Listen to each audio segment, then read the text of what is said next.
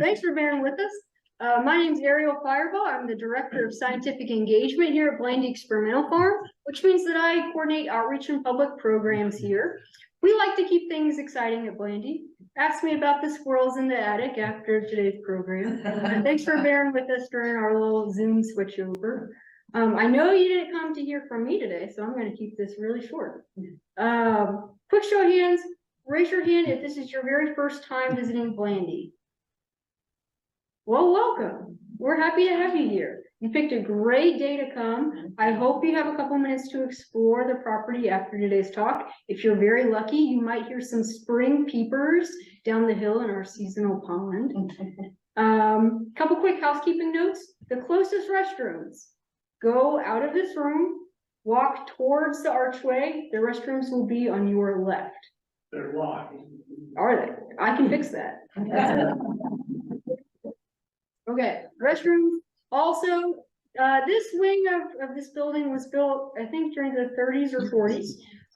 We do have a steam radiator system. Inside the radiator system live some little radiator elves, and occasionally they'll come out and make some noise.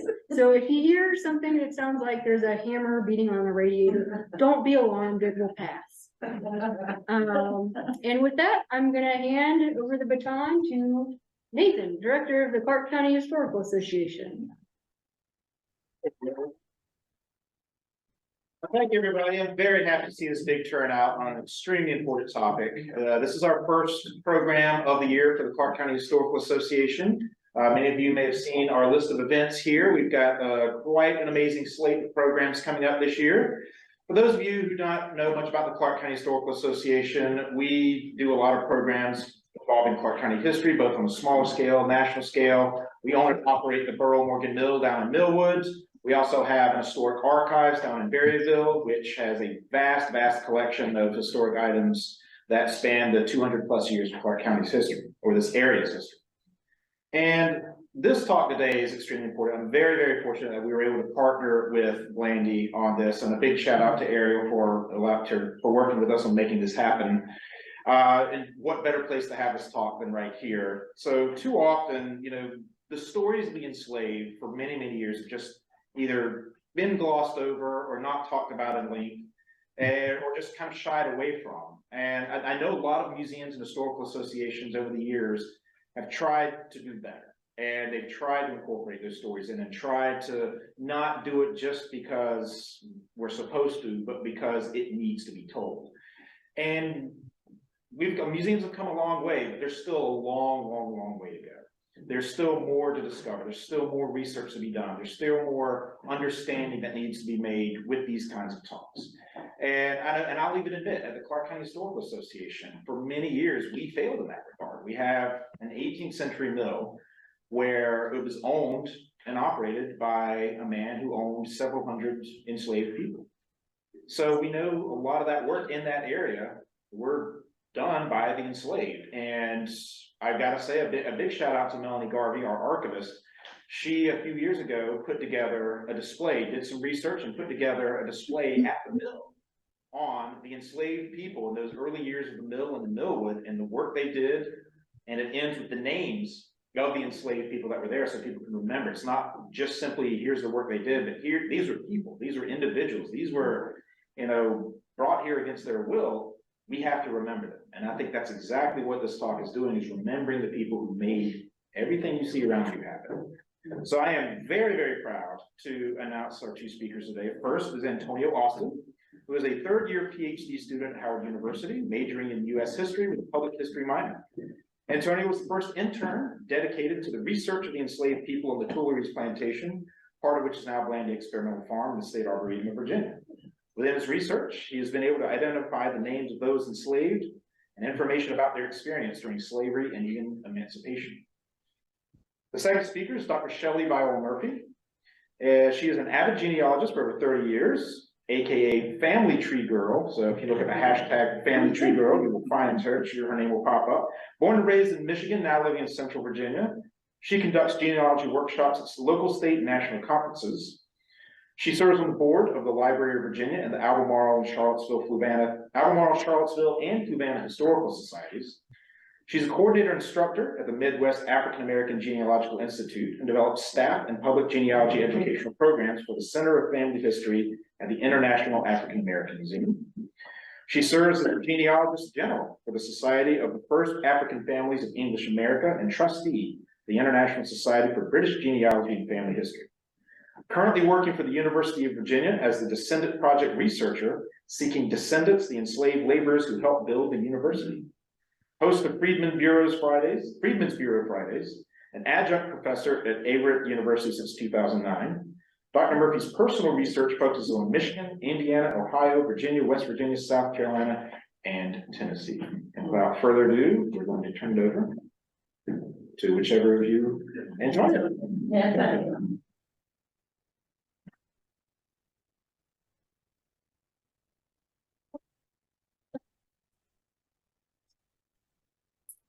Hello, everyone. Hi. Can you all hear me okay? All right. So my name is Antonio Austin. I am so delighted to be here today. It is great returning back to Blandy Experimental Farm. I had an amazing experience here as an intern in 2021. And so I hope that, you learned something today, something maybe you didn't know. And yeah, so we're just gonna go ahead and go. Oh, if I can do this correctly. Oh, also, you can take photos. I was supposed to mention that.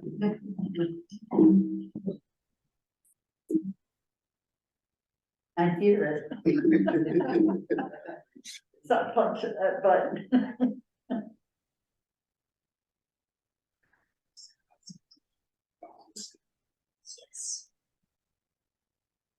Ooh.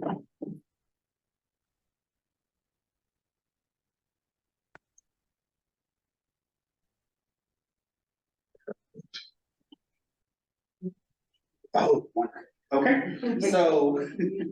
Mhm. So this is a photo from a postcard, actually from the Historical Association. Thank you so much, Melanie. From around 1905. This is the Tuleyries, of course, and this is during the time that Graham F. Blandy of New York actually owned the property. So it's still very, it's still very, it's still. Yeah. Let's go. Y'all didn't know how much fun you're gonna have. Let's Okay. test this. There we go. All right. Okay, wonderful.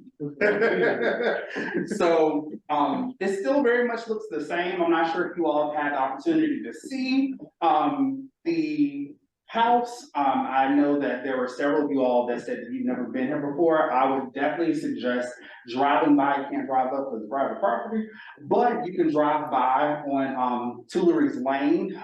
It is an extremely large house. I don't think the trees are there anymore, but still a great representation of the house. So just a little bit of overview for my section. I'm going to talk about the slave cemetery and quarters, and I'm going to talk about my research approach, barriers, the Tuley family, documents, the Colbert family, interesting facts, future and continuing research, and then we'll do questions like at the end after Dr. Shelley Murphy. All right, so these two photos that I have on the left is actually not far from where we are right now. So this is going to be the late 1920s, we believe, and this is from the backside of the quarters. Mind you that UVA ended up acquiring the property in the 1920s per the will of Graham Blandy. And so this portion that we're in, actually the L shape, wasn't actually built until the 1940s. However, the part that is across the way was actually where the enslaved were housed. On the right side, you have a photo of, it was actually a great day that day, very sunny. But you have the slave cemetery, and so In 2021, right before I came on as intern, they actually had ground penetrating radar done, and it detected around 40 disturbances in the soil, meaning that there's around 40 people who were actually buried in this space. Now, what we don't know, because one of the barriers that I'll talk about is when it comes to researching the enslaved, you don't always know information about where people are buried, who's buried there. And honestly, because it's close to like a border of the property, it could be that this was actually not used by the Tuleyries. So it's a lot of information that we don't know. However, from a plat from around 1905, we do know that enslaved people were buried there. And as you can see, is there it doesn't work there. So if you can see, like, there is nothing on the inside of what is now gated off, which leads us to believe that Orland White, who was the first director of Blandy, actually knew that there was this burying ground there, which is a very prolific thing, especially for someone in the 1920s to actually respect, I'll use that word, I don't know if that's accurate, but to respect the fact that, there were people that were actually buried there. So, okay, so my research approach, similar to genealogy, I've been doing genealogy for over half of my life at this point. And so I always start either at a specific event or I start from the present and move backwards. I utilize online resources, including digital databases, search engines. Google, is actually very amazing. People, take it for granted, like, oh, go Google this, go Google that. But it can be very pivotal when it comes to finding out where some resources actually are. On-site resources, so there's nothing like doing on-site research, courthouses, libraries, repositories. I also made sure that I was utilizing people that were in the community, people that worked here that can give me information as someone that's coming from Silver Spring, Maryland, by way of North Carolina to a place that, I had never been. And also centering the experiences of the enslaved. That was something that was paramount and continues to be paramount in the research that I do. As someone that is mainly descended from people who were enslaved, I think it's important that we give these individuals the voices that they may not have had during their lifetime. Okay, so barriers within research. We're researching the enslaved.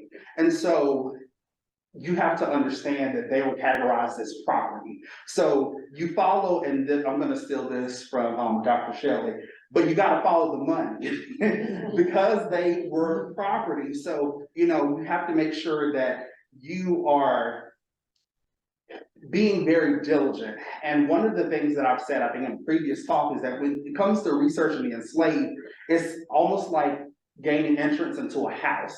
It's not always walking in the front door. Sometimes you gotta hop through the window, sometimes you gotta get a ladder to hop, to climb to the top floor to get the information that you're seeking. So, that's one of the things that, I've had to do, and people that are, researching their own, background tend to have to do. There's also information that's missing from records. There's also a lack of family documents. So it's not like I have a diary from Colonel Joseph Tuley or from Mary Tuley, but thank God for her because she did leave a lot of receipts. All right, so I'm going to start with the Tuley family. Joseph Tuley, who is the patriarch of this family, was from New Jersey. I'm not exactly sure what brought him to Virginia, but what I do know is that in a lot of sources, they talk about that he had a little education and he also had a trade. And that trade was the fact that he was a tanner, tanned leather. So he owned and operated a tannery in Millwood next to the mill that was mentioned earlier that was owned and ran by Nathaniel Burlow. Nancy was the daughter of John and Elizabeth Brownlee, who resided in Frederick County, Virginia. So one of the first documents that I actually read to kind of get a background about the house and some names and all of those things was actually by way of Clark County Historical Association. It was a proceedings that mentioned, these large manor homes and all of this extravagant information. And one of the really great things about it was the fact that there was some information about the will of Colonel Joseph Tuley, who was the son, as you see, of the elder Tuley. And he was the person actually constructed or had the Tuleyries constructed. And so it had information about a lot of the things. He died in testing. So they had to literally appraise every single thing, every book in the library, the hogs, any, grain, all that stuff, and also the enslaved people. But on the proceedings, it didn't mention the names. It just mentioned that I think there was around 63 enslaved people. But being who I am, I made sure that I went back to the original document. And that actually led me to some really, really great information. So here's a photo of Colonel Joseph Tuley and Mary Wheeler Edelyn Jackson Tuley. They were married on the 20th of April, 1835 in Washington, D.C. As I mentioned before, Colonel Tuley was actually the person who constructed the Tuleyries, which was at its height around 850 acres. And it was located then in Frederick County, which is now, of course, Clark County here in Virginia. He was never married prior. However, Mary Tuley was a Jackson. She's married to a Dr. Jackson before and had 3 children. Now, they never had any children that we know of, but there could be descendants of him. And I'll mention that a little bit later. So this is a timeline. When people die in genealogy, like, we're excited because that may be kind of boring, but we're excited because it generates a lot of records. And we love a paper trail. That's very pivotal. So June of 1860, Colonel Tuley dies unexpectedly. I think he had just gotten back from Cuba and, he just drops dead. August of 1860, there's a group of community members who are sent to basically appraise all of the property, create inventory for everything that he owned. October, we have advertising regarding the estate sale, and then you see that Mary Tuley sold her dower rights, so the rights that she was legally entitled to as his spouse, and then you see that there's an estate sale in late October, early November. So I just want to give you a couple of numbers. So in that appraisement, their estate was worth in that time $64,857.24, which is approximately around $1.9 million. Their enslaved people would have been valued at around $755,000. So this is a lot of money for that time, and if you ask me, for this time as well. So the interesting thing about the advertisements was the fact that they were trying to sell Tuleyries. And so there in the Alexandria Gazette, there are 2 different advertisements that are, for the most part, kind of sitting on top of each other. One from Mary Tuley, who was the widow, and one from Joseph Tuley Mitchell. They use a lot of Joseph Tuleys in these first and middle names. He was the agent of the heir, so all of the sisters and nieces and all the family. And so one of the things that was strikingly different was the fact that Mary did not mention anything regarding the sale of enslaved people, but he literally talks about the fact that there will be, a sale of enslaved people. So these are the 2 advertisements, and these were placed on the 25th of October, 1860. So in Mitchell's advertisement, he actually mentions, I will also sell at the same time and place 63 Negroes comprising mechanics, house carpenters, and farm hands, unusually likely, young, and valuable lot of Negroes, seldom offered for sale in any community. So this is the appraisement and inventory. So this is a lot of really great information. If you are just looking at it with the bare eye, you may just think, oh, it's just some names and some ages and some values, it may not mean a lot, but it is actually very pivotal. these have dates, you know, it's not all the time that we have information about relative birth dates for enslaved people. So the fact that, you know, there's this snapshot of potentially when they were born, but even greater than that, these are broken up into family groups. So the fact that, you know, you see right here, Celie and her daughter, Celie being the daughter of Katie, right? And then Ellen being the daughter, you know? So it's very, very great for people like me who are researching, you know, or people that, you know, are, you know, looking in their family tree to see something like this, because this is not always something that's seen. Sometimes you just have names. Sometimes you just have the fact that there are X amount of enslaved people. So this was some really, really great information. On top of this, people often believe that enslaved people did not have surnames, you know, while they were enslaved, but that's not the case. So if you see here, you have someone like Billy Front Royal, you have Billy Brown, you have Jack Birch, you have George Armstead, you have these people that have names. And the interesting thing is the fact that, you know, yes, they named themselves, right? But these are white people that are doing this appraisement and are acknowledging the fact that this is what these people are called. I think that for me, it was really amazing to see that. So let's see, so that's continuation of that. And some of these people, let me see, back to some of the older ones. Some of these people were born around the time of like early America. So you have some of these people like Jack Birch, for example, 75 to 80. This is a great range of people who, you know, lived most of their lives enslaved, but the great thing is, you know, slavery ends just 5 years later. So there's a great chance that these people lived to emancipation, till, you know, the 1870 census, you know, they lived to go to the Freedmen's Bureau, to,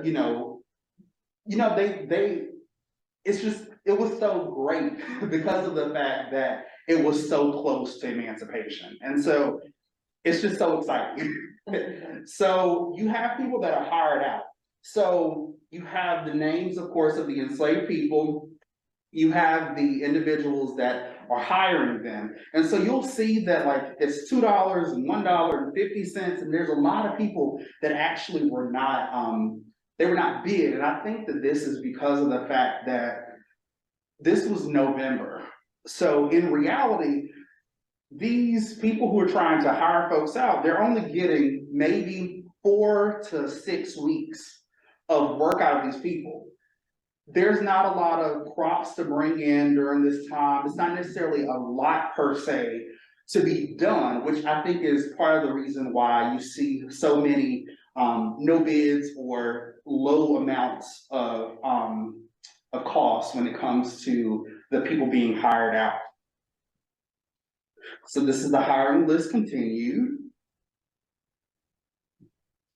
And so what I do know is that when it comes to the estate, bless you, when it comes to the estate, Mary Tuley and the heirs hired out people. And this is very pivotal because it gives us information about these people.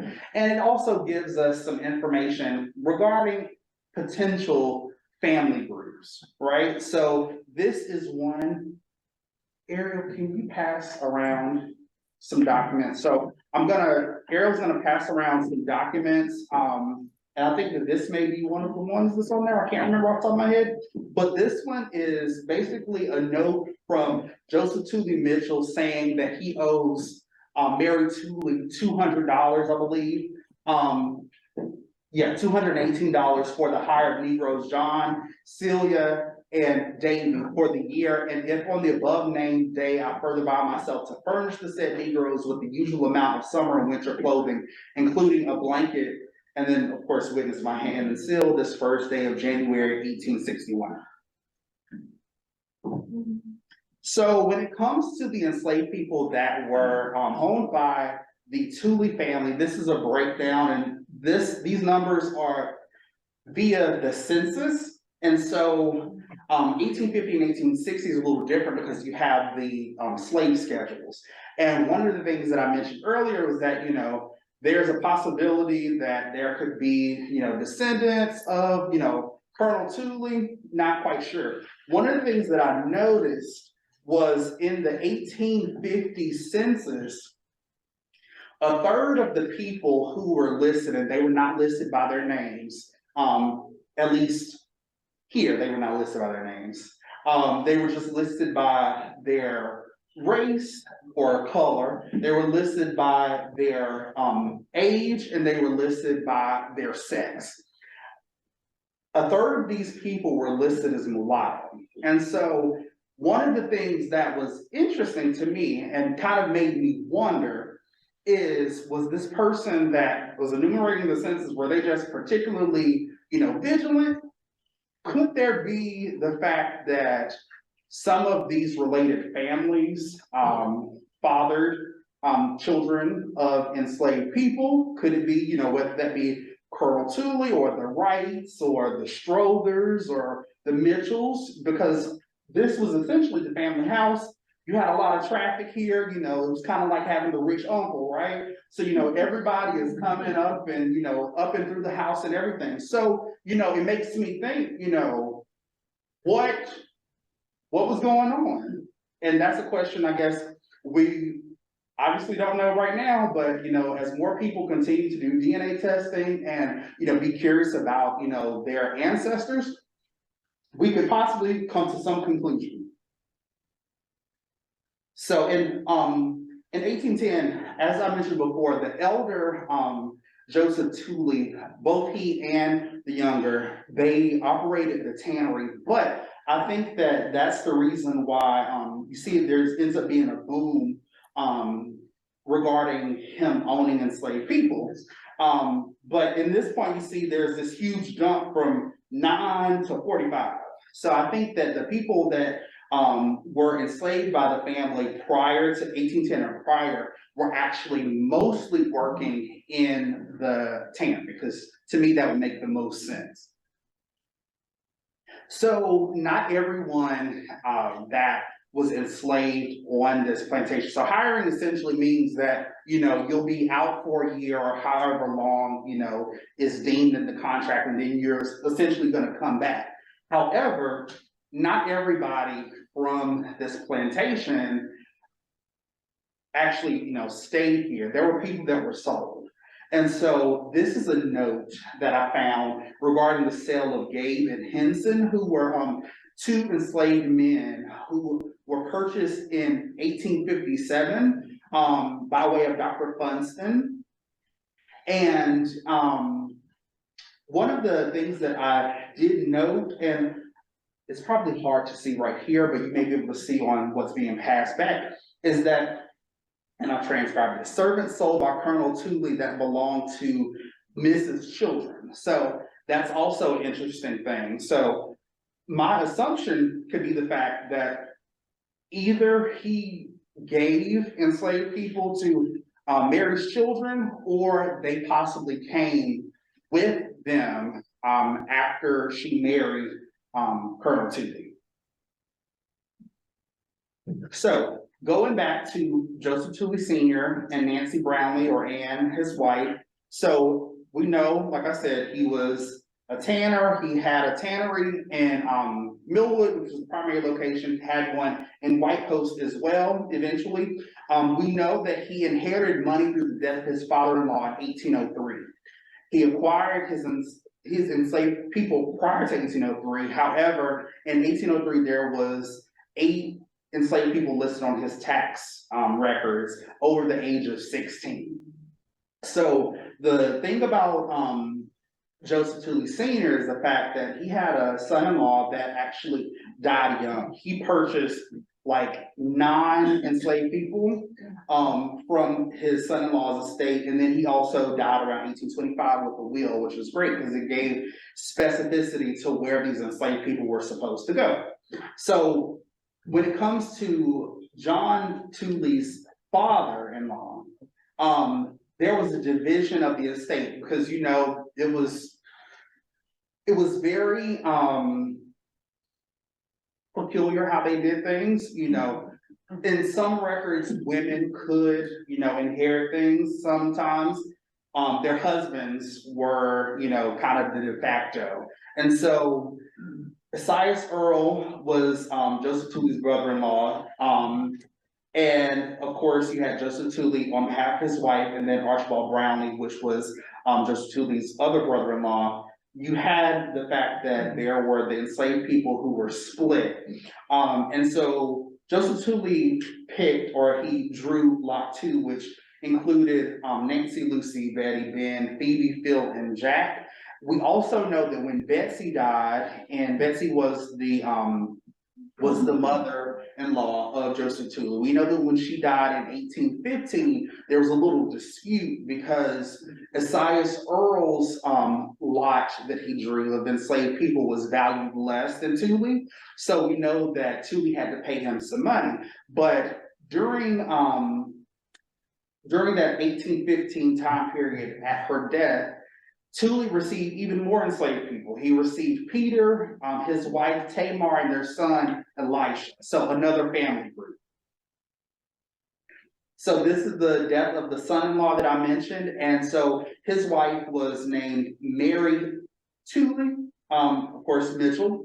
And so the really interesting thing is the fact that in Frederick County's records, they resided in Augusta, but both inventories were listed together, which I thought was very, very interesting. And he actually, he had 11 enslaved people that I was able to trace, and Joseph Tuley purchased most of his enslaved people. So you see this trend of acquiring, you know, property or acquiring people. That's really what it is. So in the will of Joseph Tuley Sr., he breaks it down as to who gets who. So Mary gets this lot. Belinda, you have Sarah, she gets this lot. And then you have Joseph Tuley, Colonel Tuley, who received the remainder of the enslaved. Also, just like a small note, there was also another daughter. However, I don't know what happened, but she was like disowned by the family. So I see her in like a marriage bond, and it has like her brother-in-law as like the person who's, you know, presenting the bond. But her father's still alive at this time, but per like some family like records, she was like written off. So I wonder what she did. But nevertheless, you know, you may not find out till we get the glory. So one of the really cool things about Virginia is the fact that there are these chancery court cases that are digitized, which is immaculate for the counties that specifically have them. And so one of the really, really cool insights that I had about one of the enslaved people was in Tuley versus Bill. So as I mentioned before, Mary Tuley Mitchell, you know, she was a widow at a very early age, lived in Augusta County. And so it was her brother who, you know, he's the person that, you know, has all the money, right? He sends this young girl named Winnie to live with his sister. And, you know, it's really sad because, you know, from my understanding, it seems as though she went there alone. Like she was likely, you know, torn from her family and had to go to, you know, serve, you know, this family that I'm sure she was familiar with, but still separated from, you know, all that she, you know, knew and loved. I'm just putting out there. You have to mute him. Oh, There's somebody on Zoom. I'm gonna keep it. So one of the things is, so Joseph Tuley Mitchell was, as I mentioned before, he was the agent for the heirs. His brother got into some trouble where I wouldn't say trouble per se, but he owed people money. So he had several creditors. And so by this time, Winnie had actually had around 5 children. And in order to pay his debts, Winnie was seized by the sheriff and put in jail. So Tuley was like, oh no, like this is my property. Everybody knows that essentially I was loaning my sister, this enslaved woman, et cetera, et cetera. And what actually happened also is the fact that one of Winnie's daughters, I believe, was actually one of Winnie's daughters was actually sold unbeknown to Tuley. I don't think that he found this out until later. But this gave a lot of intriguing information because this small stuff that, you know, I think is like a detail. They didn't remember around how old she was when she came, right? But they knew that she was old enough to know how to make up a bed, you know? We also find out some information about how Mary Tuley Mitchell had a lot of nerve. And the reason why I say that is because she mentions in her own deposition in this case how she actually lost some enslaved people because she would take the enslaved people into a free state. And these enslaved people were like, I gotta get this. So, you know, it's very, you know, interesting, the fact that, you know, she's saying this in her own words. Yeah, you know, I had some enslaved people that ran away when I was going to, I think, visit my sister in St. Louis. So, you know, you gotta go past, you know, Illinois, and Illinois was free. So it was very, very interesting, some of the things that, you know, we find in some of these chancery cases. And one of the things that actually is a byproduct of the case, one of the cases, Mary Tuley, the widow of Colonel Tuley, ends up suing her husband's family because they did not give her her money. Like, she did not receive the money that she was entitled to as her dower money. And I think that that was around in today's time, like over $300,000. So I understand, you know, but she kept a lot of receipts. So some of these notes that you see in this presentation, and even some of the things that I passed back, come from this 994 page file from this chancery case. So she kept her receipts, very much so, which of course helps. It's really great when people, you know, keep all their information, because it helps us, you know, generations later when we're trying to find out some stuff.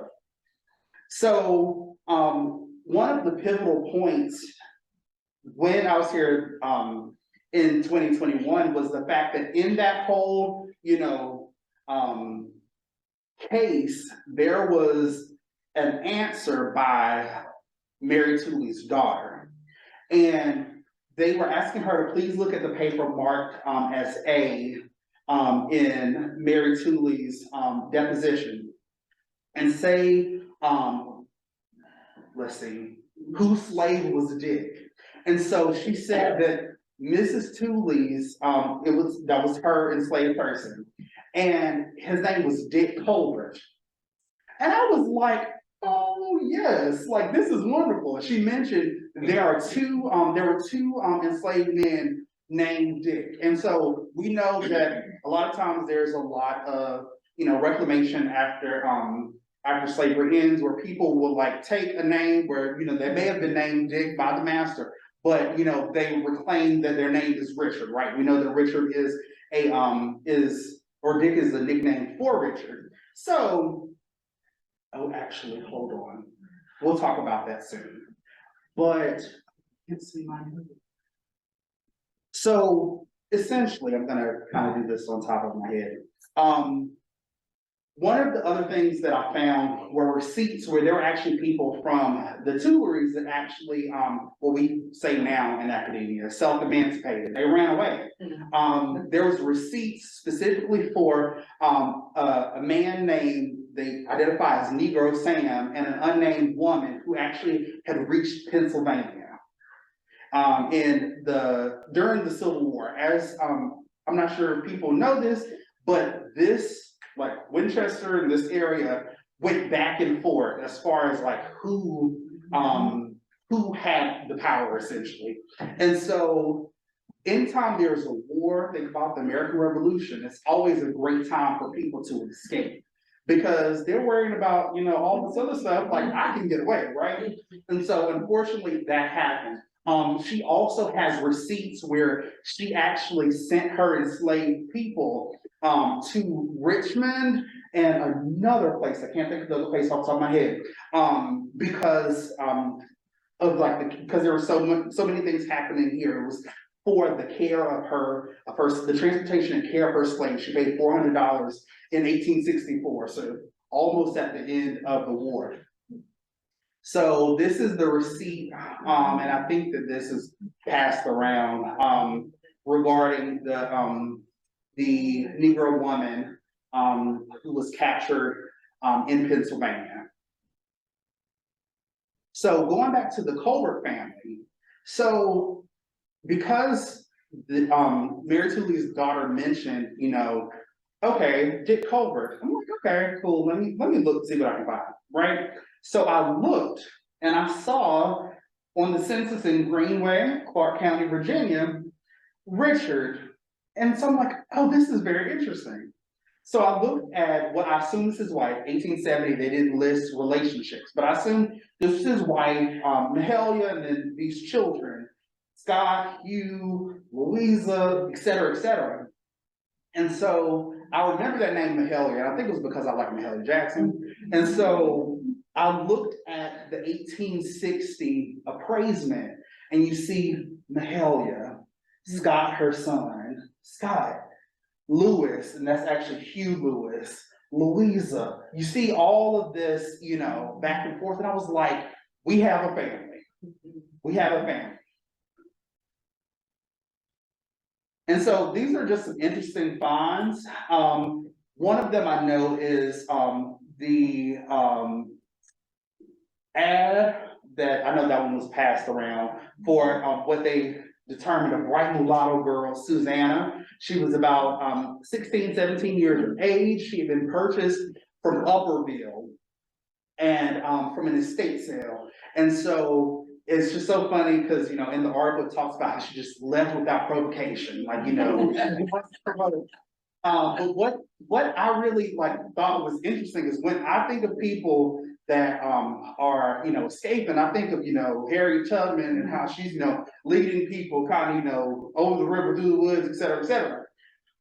She carried a trunk filled with clothes with her. And I thought that was just amazing, you know, and the fact that they thought that she was being hidden either in Upperville by people she knows, and they knew that she was going to try to reach Washington, D.C.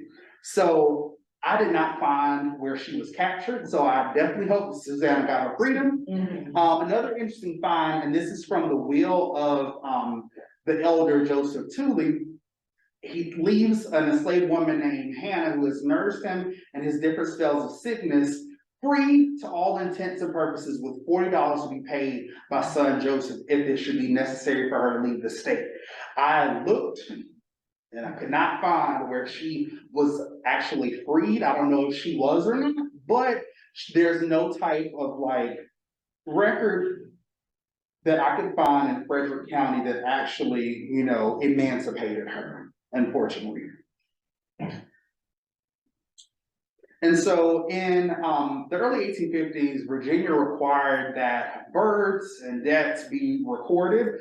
And so, and I'm pretty sure this was probably for like tax and money reasons. And so you'll have these registers, and I'm just gonna like bypass some of them. It has all these deaths in a year. And so this is for people that were white, people that were free black, people that were enslaved. And so it says, name in full, right? Their death, and of course, like, that information, right? Name of the disease, name of owners or name of parents. And so you'll find that a lot of these, even if there is a space for there to be a name, there's no name. Which really shows how, at least those that were keeping records in Clark County did not really care when it came to the enslaved people. And so these, of course, right here, you have people that were enslaved by Joseph Tuley, dying of typhoid fever, as young as 2 up to 25. And then for the birth registers, this is actually a great example of what I'm talking about. You see right here, Tuley, you see how it's just male, female, barely got a month, you got the year, you have, of course, the county. But you see in some of these counties how they have, of course, the person that enslaves them, they have the name of the child, they have the parents' names, and sometimes the mother and the father, they have the exact date of birth. So it just shows that, additional barrier, right? Another level of struggle when it comes to trying to piece together this story. But of course, there are opportunities for further research. So, praying that actually, I think that they may be working on Clark County's chancery suits being digitized. I didn't want to waste my time because I was only working part-time, during the week, just going through records and not necessarily finding something. But when it comes to money, typically there comes problems, right? So there's some type of dispute going on. So I'm pretty sure there's probably some vital information in the chancery cases. I just wasn't able to uncover or explore that. Locating descendants of those enslaved, collecting those oral histories, creating a public database with information, much like UVA, mapping out known families in order to find a surname, connecting with repositories and special collections and manuscript divisions. I actually found recently that there is a ledger from Joseph Tuley, and the dates are 1810 to 1829 at Duke University. And I just requested it because it's free. And I do know that in the description, it talked about the fact that there were enslaved people who were mentioned, who were hired out, but also the purchase of shoes and other items for enslaved people. So I wanted to just make sure that I had the names of all the people that I have found in my research, because I think that what's important is the fact that, we, remember these names, we see these names, because some of these names have not been mentioned since the day that they left this world. And, I just think that's sad. It's important. We all should be remembered. So. All right, and we're gonna bypass that, and I'm gonna hand it over to Dr. Shelley Murphy.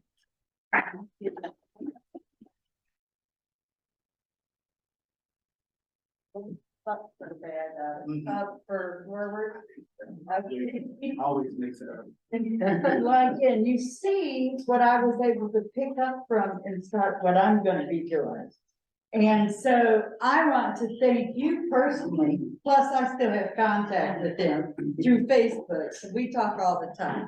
But anyway, I'm gonna talk about what I do, basically for the University of Virginia, for finding descendants of those enslaved, like Antonio mentioned, that helped build the University of Virginia, and I'm gonna say for TJ. Y'all all know who TJ is, right? Everybody okay with TJ? Okay. And so basically my time frame is really 1817 for UVA and coming forward. So the strategies that I use there are the same strategies that I've started with coming, I'm gonna say behind what Antonio has done. So that is going the other way, so it's down. Okay, so I'm listing some of the surnames that I'm following, and I also found this book that was one we were talking about earlier. And so I had to set some goals. I've been doing research a long time, and then also as a teacher, have to tell myself what I'm gonna do, when I'm gonna do it, and do it orderly.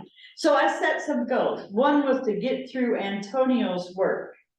And I have watched a video of him doing the report on the Tuley family and the things you saw today, probably about 5 or 6 times. And I'm not done. Because I keep going back, because as I hear certain things, could be a clue to somewhere I'm gonna go look. And so I gotta plan out the research, I've gotta learn the local area. Because the local area down where I'm at is Central Virginia, and I'm up here. I'm familiar with this area because I have family from this area. In the next county over, Frederick County and Jefferson County. And my 3rd great grandfather died here in 1874 in Clark County. So I'm a little familiar here, but more on Jefferson and Frederick.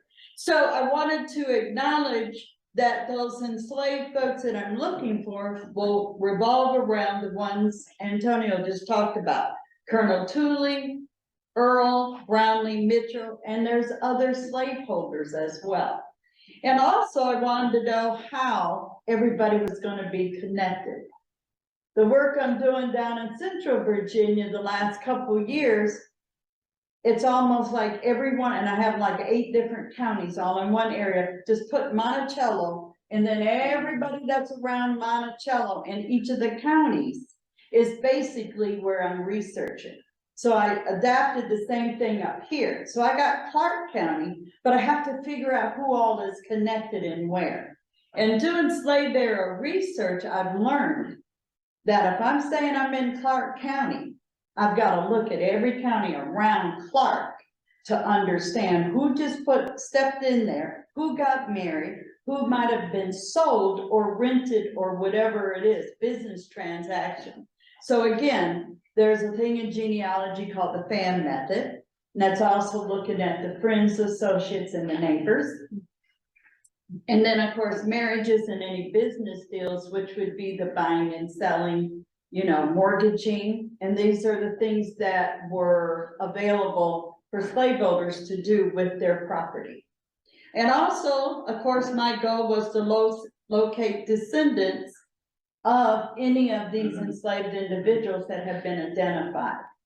And I'm also going to walk you through some of the challenges that those of us that do this type of research walk through. You heard a few things from Antonio. And again, I'm going to expect and prepare for those challenges, because I didn't get this gray hair just because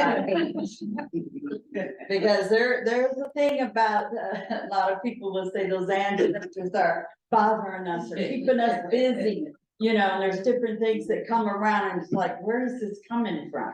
So anyway, it looks like something's missing on there, but anyway, these are some of the challenges, but they could relate not just to African-American research, they can also relate to anyone's research.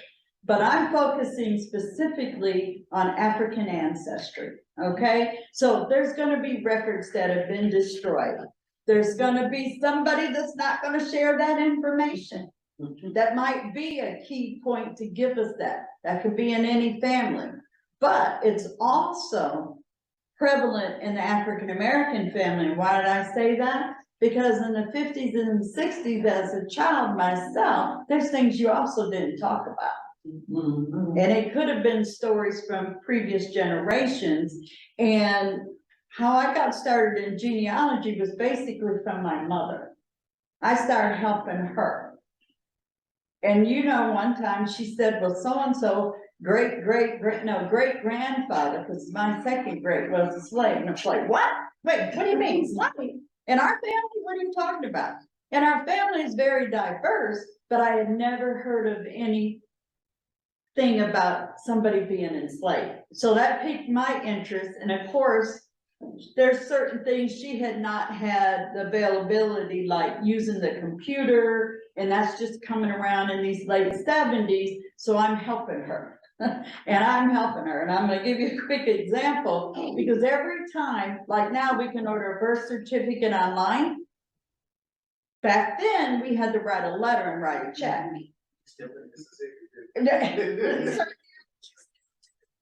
But what she was doing was every letter where she requested a document, she wrote another letter as a copy and kept it. And to this day, and she's 92, she'll be 93 in May. All those copies are in her room in a box. So every time she requested, because I'm saying, Ma, you gotta get a death certificate, Ma, you gotta get a marriage certificate. So she would write to the court and request it, but she always made 2 copies.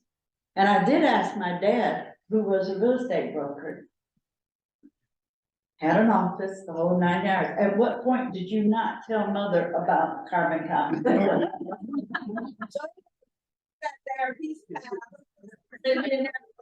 So again, looking at some of these challenges, you know, we're gonna come across people that are not gonna wanna share or can't share because they might have been told as a child, this is not to be told, one of the family secrets. And again, I know not to limit myself to online research. And if people are only researching online, you're only touching about this much of what's actually available. Realizing that surnames, and we heard this from Antonio, that surnames can change. And please believe me, not all enslaved people took on the property owner's name. Now, Family Search, which you know is the Church of Latter-day Saints, Mormons, and that's familysearch.org. I'm gonna say Salt Lake City, the Family History Center, they report only about 15% of enslaved people from what they have collected actually took on the slaveholder's name. So you kind of get a little lucky if you get someone that did take it, because then you can track it. I know my surname is not the slaveholder's name, Murphy's, it's not. You know, so track back far enough, you know, to get to whatever line that is, it's definitely not Murphy. So anyway, coming back and the names change. And Antonio mentioned about the Freedmen's Bureau, 1870. We know the census came out every 10 years. People that were enslaved are not gonna be noted until 1870, where they get names on there. Now, that, I'm gonna knock that myth down right now, that African Americans cannot find their people prior to 1870. You just saw it. He showed you names. There's collections out there now that I use, and my favorite is the Freedmen's Bureau that he mentioned, because there's names, there's places, there's ages, and there's the former slaveholders. So depending on what's there, that is the document for the collection that you get, and it's a federal collection. So that means there's white people in there as well as black people or formerly enslaved people. And so also, most of the names down in the Charlottesville area that I'm dealing with are first names only. That's where this is coming from. And this is the same thing up here, because you saw the list that he showed you. Only a few people have a last name. And then again, first thing I'm thinking of, where did they get that name from?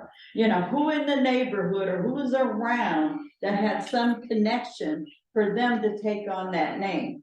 Well, me as an enslaved person, it might have been one of my parents' slaveholder, or it could have been grandma's slaveholder, or it could have been some picture on the wall that was very much admired.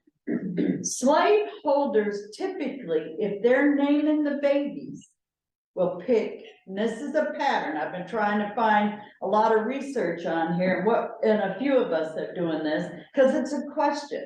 You know, where are these names coming from? Because if folks are coming from another country, and then they're gonna be, you know, turned into American citizens or whatever when they become free, where are they getting these names from? Well, number one, what I've found is the Bible's number one.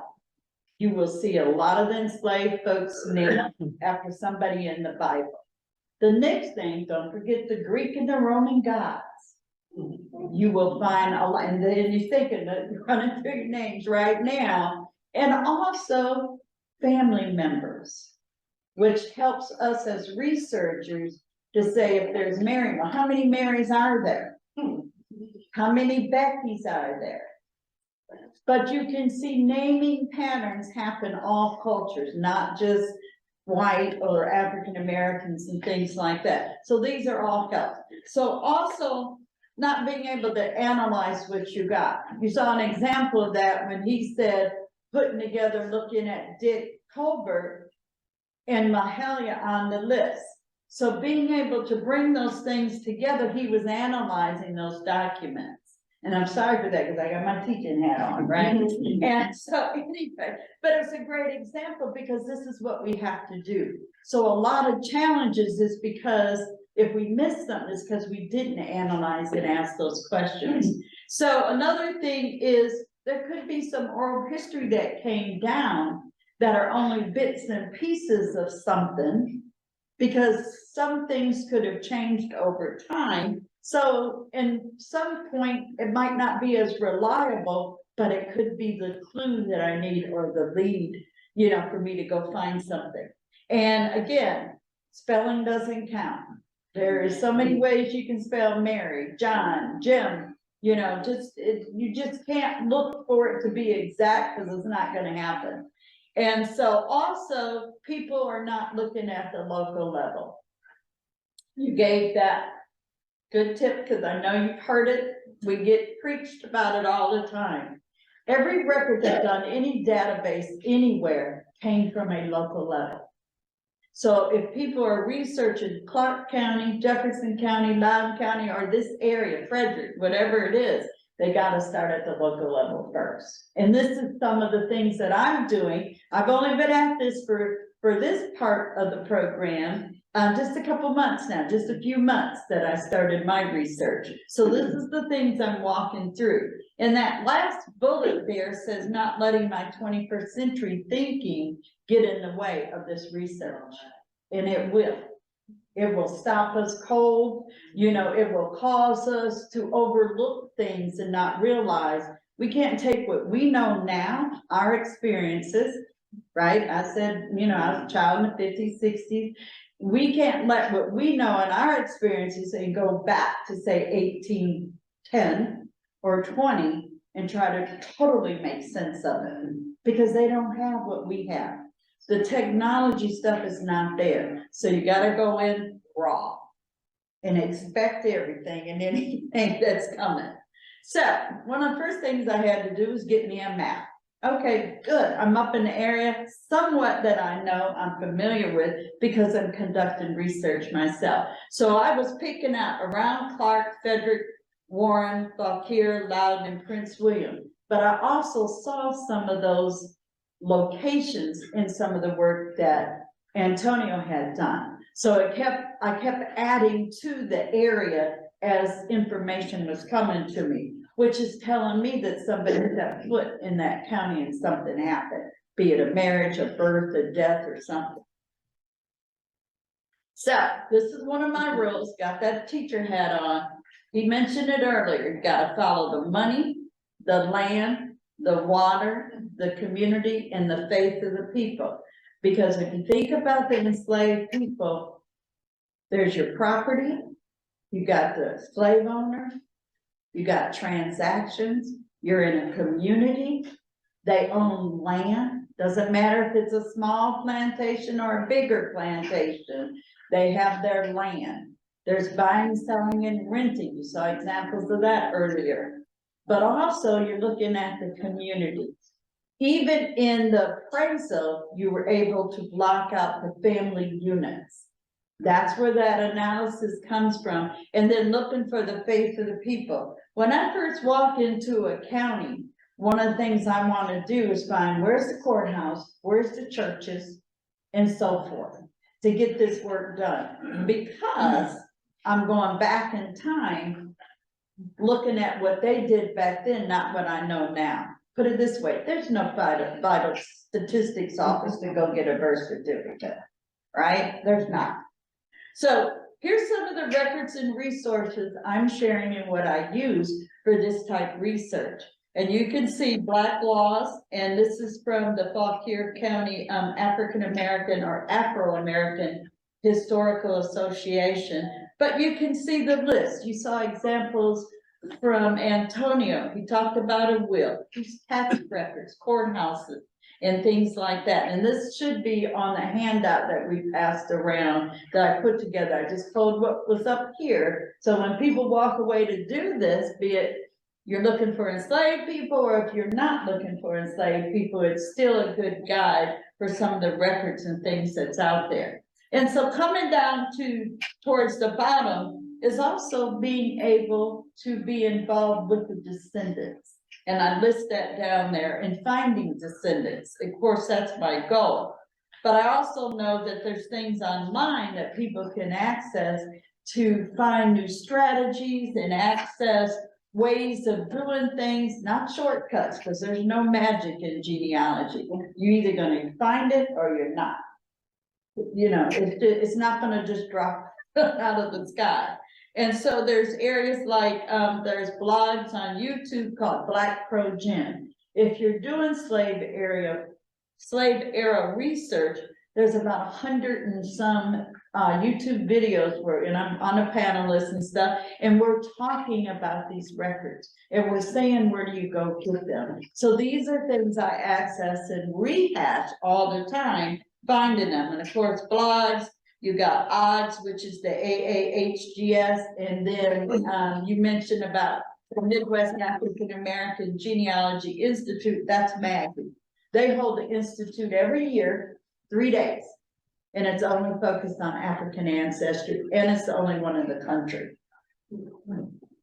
So, descendants of the enslaved community, I have the luxury down in the area where I'm at, so I'm hoping something will develop up here now that I'm getting going on this. We have a group that's now a nonprofit, and it's descendants of those enslaved laborers that I've been looking for.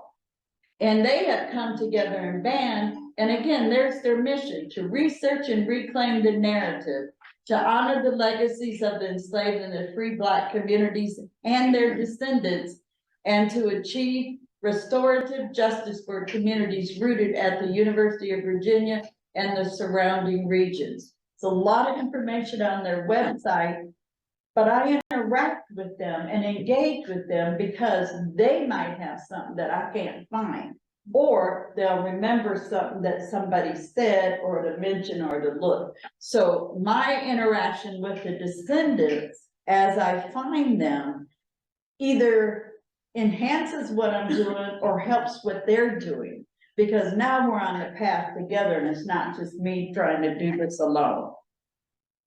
So I build trees. I love ancestry.com. I build trees. Family Search is older and bigger and badder, but Ancestry right now has the trees on there and buying them. So of course, if you're doing African American ancestry or research, and they were in this country, and it's during slave era, you have to research the white family. You cannot do separately or think there's no connection. We're all in here together. That is just the way it is. So there's the Tuley tree, and as I've been building it out, I've got to understand, where's that money? Where's that property? I have what Antonio has done, so I know where it's at here, right? So I will build out, because you know what? It could be somebody else that comes in, like a missing sister or daughter or something like that, that's not showing up. So you can see the tree there. And then here, I also do it on the names that were enslaved that we've seen on some of these appraisement sheets and things like that. So there's that Richard or Dick Colbert. There's one on Tom Bannister, and the other one should be Joseph. Is that Joseph Tuleyries? Yeah. So one of the things I learned from Antonio from the beginning was to make sure I keep the two Josephs straight. You got Daddy, who's senior, and he just said in his talk, I'm just gonna call Colonel, which is junior, and then I know when to separate. One dies in 1860, one dies 1825. And so I'm stressing going through which one is this, which one is this, when we find these documents. So, and again, so I build on the slaveholder, and I build a tree on the enslaved. And sometimes it's first name only. Or it comes up that there's been the documents like you saw earlier, and that's all I have. And the majority of it right now, that's a lot of all I have. So, he showed the sheet earlier, that was the 1860 appraisal, so I knew what names I was gonna start with. Here's some: Armstead, Bowen, Bob Frost. So we know about Bob could also be Robert, right? John could also show up as Johnny, Jim.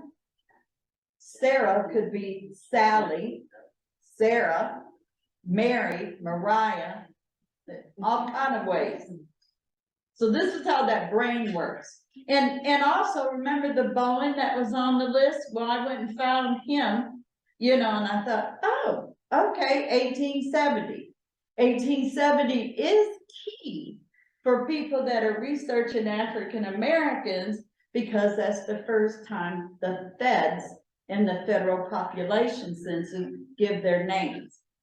But that's not the only place, because if I want to research further, because now I got names of Robert Frost, I remember the fan principle, which was developed by a lady, a genealogist named Elizabeth Shown Mills, that friends, associates, and neighbors, I'm looking at them right now.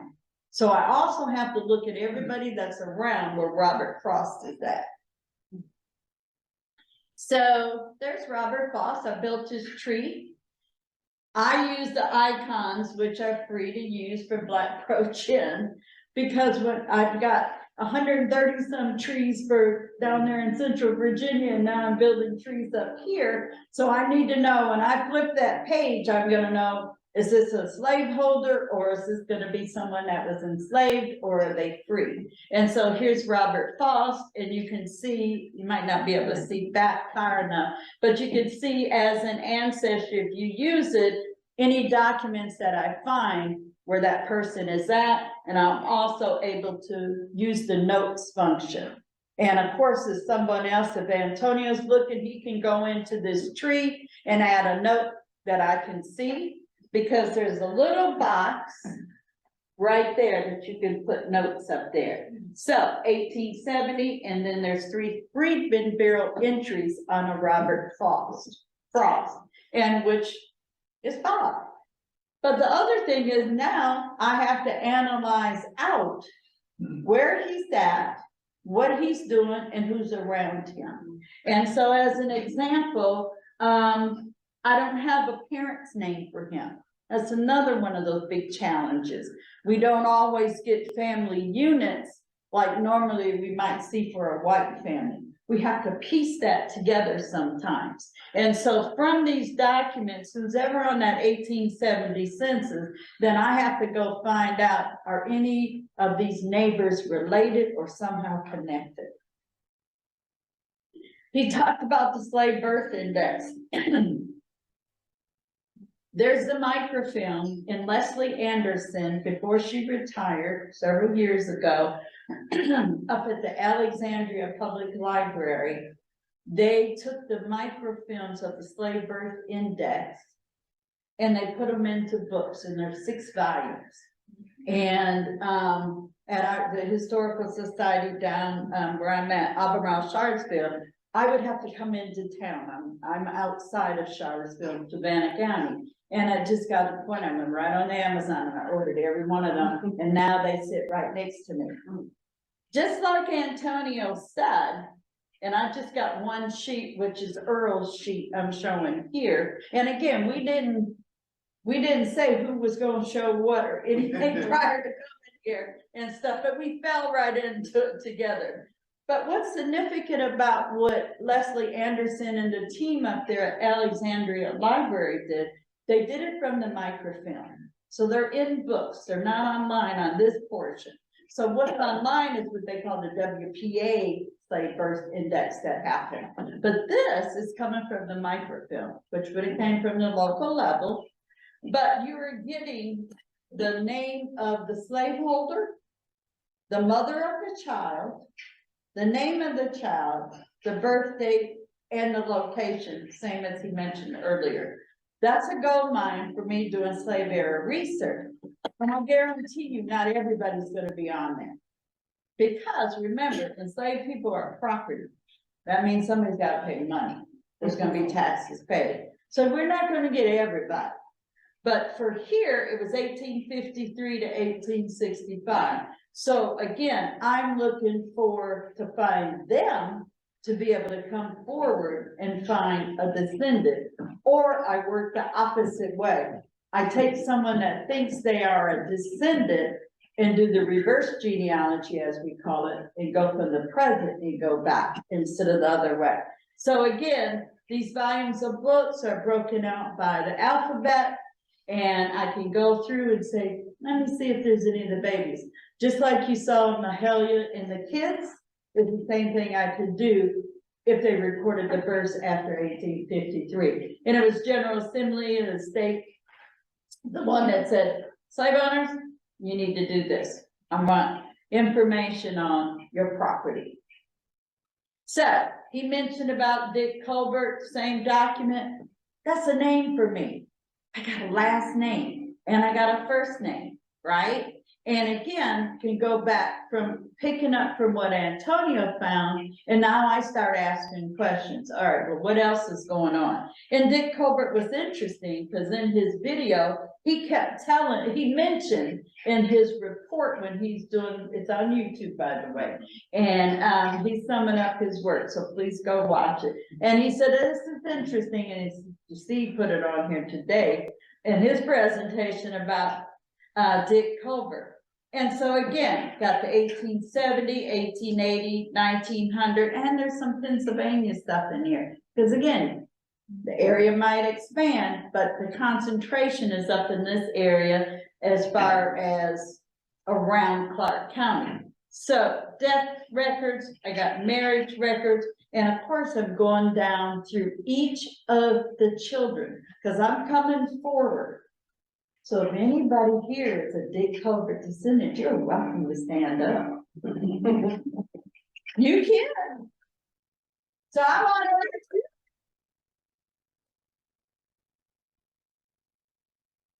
And there's some other connections that we found. So now what happens, we're gonna be sharing information. What does she know? What do I have? So we're on that path, okay? There's more. There's more. I just like mess with him now.